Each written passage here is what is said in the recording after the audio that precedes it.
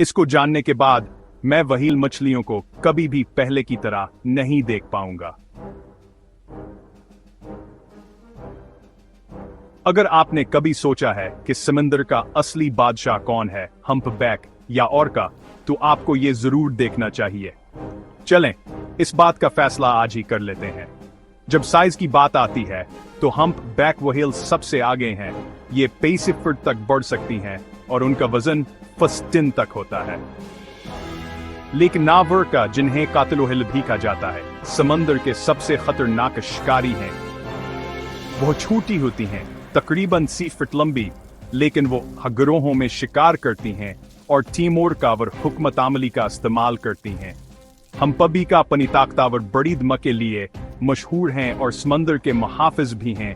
उन्हें दूसरी मछलियों को ऑर्का से बचाते हुए देखा गया है। दूसरी तरफ ऑर्का होशियार और मंजम होती हैं, कभी कभी तो बड़ी व्हेलों का भी मुकाबला करती हैं। तो कौन ज्यादा है ताकतवर है? खालिस ताकतवर साइज में हम्पबी, लेकिन दिमागावर लड़ने की सलाहियतों में ऑर्का जीत जाती है। कुदरत में यह हमेशा इस बारे में नहीं होता कि कौन बड़ा है, बल्कि यह कौन ज्यादा होशियार है और मिलकर काम करता है। आप किस टीम में हैं? हमें कमेंट्स में बताएं।